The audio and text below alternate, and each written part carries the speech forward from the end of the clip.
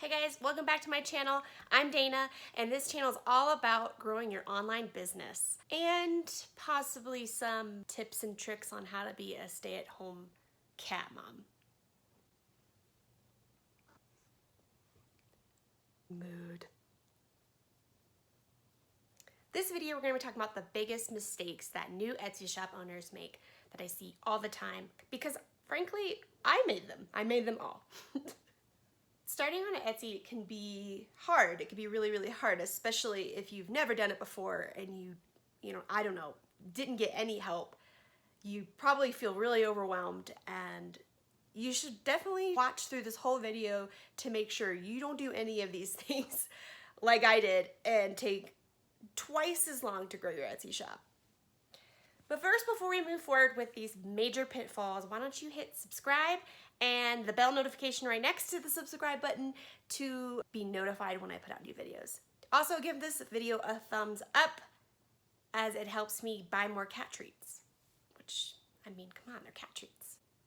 So the number one mistake I see people make are selling all the things to all the people. No, you can't. You can't do that. I understand you have a lot of interest and you want to hit a big, broad audience, but no.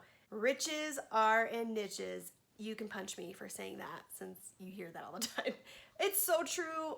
I've talked about that right here in this video that I'm about to up here, where it is absolutely vital to niche down in your digital product business, any business really, especially when you're getting on Etsy, because there's so many sellers on Etsy and you want to make sure you're getting your product. You want to get it into the right audience. Let's say you start selling t-shirts to online teachers and then headbands for infants. This is going to really, really confuse the algorithm of Etsy, and you're not going to get very far. So here's some of the tips to help you. Choose one product in one niche. Think of your long-term interests and stay consistent. Mistake number 2, poor product photography. Let me show you an example. Here is an example of poor photography. What is she actually selling? She's selling all these rings as a set. Is she selling one of them? Also, I see a lot of shadows and a lot of highlights that just don't look very appealing. It doesn't really give you a full picture of what you're getting. Here is an example of excellent product photography. They even have a video, which I can't show right here, but they even have a video showing 360 of their one ring. Because Etsy is online and your customers are coming to your store and they're looking at your listings and they're not able to feel it, they're not able to hold it or get a close enough view on it, you have to make sure your pictures are amazing. Amazing. You have to make sure that your first picture especially completely visualizes what their product's gonna look like in person, the size. You want to answer all of the questions that you can in the first picture. Now, Etsy gives you 9 pictures, and I obviously recommend using all of those pictures, but your first picture, your thumbnail, is gonna really stand out. That's what's gonna show up on those Etsy listing pages when someone types in your product description. You want your front picture to stand out. So here are some quick tips. You don't need any special photography equipment. You just need to use your smartphone. You need to go near a window where there's natural light, 'cause that's the best. You can just take a piece of paper or some cardboard and paint it white, have a white background. You can have an editing software like Canva. It's really easy to take your own photos and take them well. Big mistake number 3.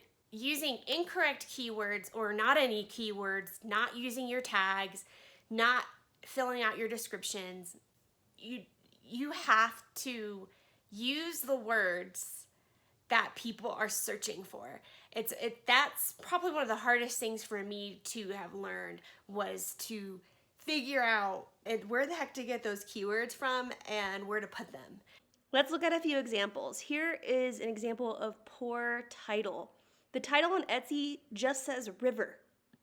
What's sad is this is actually a really pretty painting, and the description only says it's a handmade painting and there's only one in the world, and it's on page number 248 out of 250.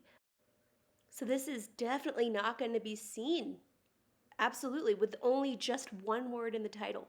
Nope, it doesn't even say it's a painting. How are people going to find this?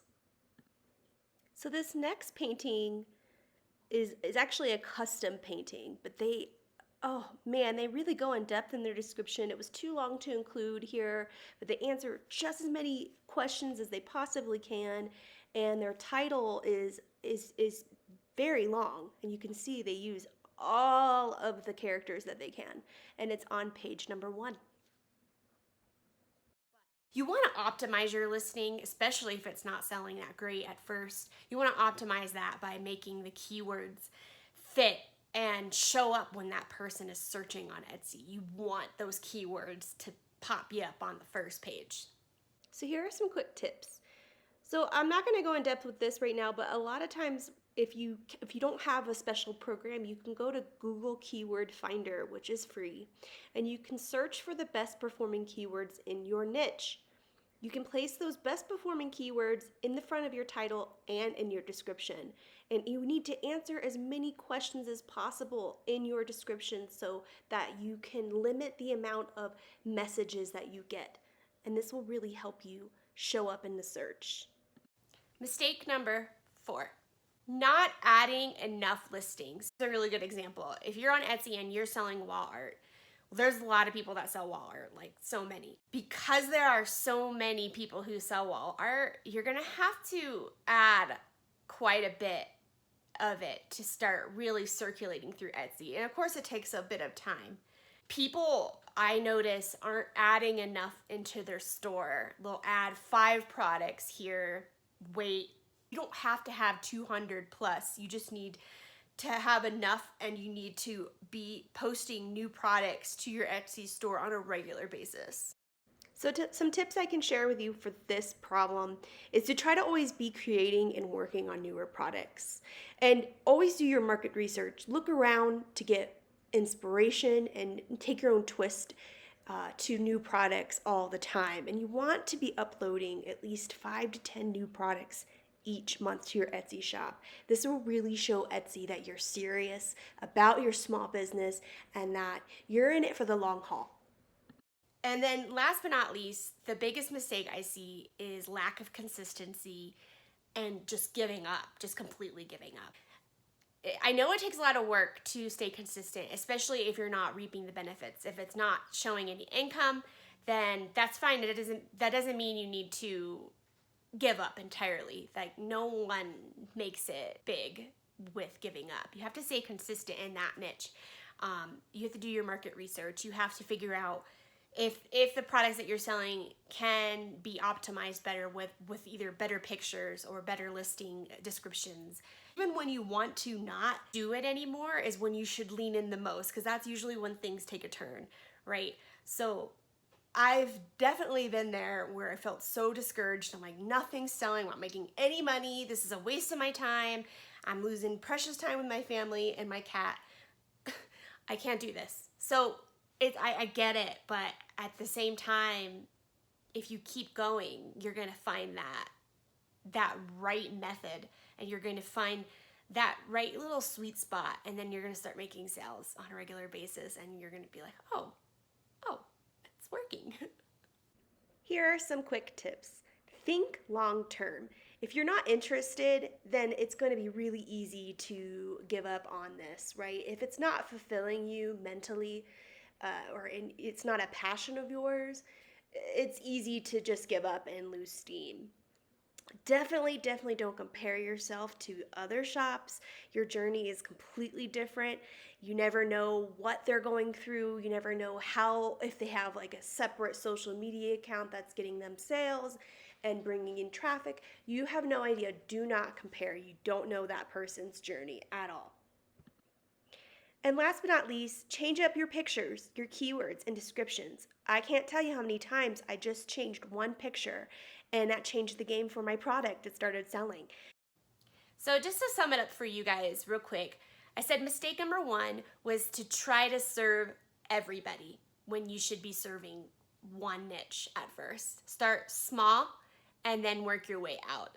Mistake number 2, poor product photography. You have absolutely got to make your photos stand out. Mistake number 3, incorrect keywords, bad titles, bad descriptions, not putting enough tags in. Mistake number 4 is not adding enough listings on a regular basis. Like, you want to constantly be making things. I mean, you don't want to work 24/7, I get that. But for me, like, I'm always making newer products. Like, I schedule a time out in my week where I spend a whole day on just making digital products for my Etsy shops. And I try to pump those out, you know, so that means that 4 times a month, I'm putting out 1 to 2 to 10 new products on my Etsy, and that really gives my Etsy shop a boost. And then mistake number 5 is giving up way too quickly and not being consistent. So thanks for joining me today. If you have any questions, please comment below. I love talking to you guys and helping you guys grow in your online business. I'll see you next time. Say bye. Bye, Salem. Bye, Salem.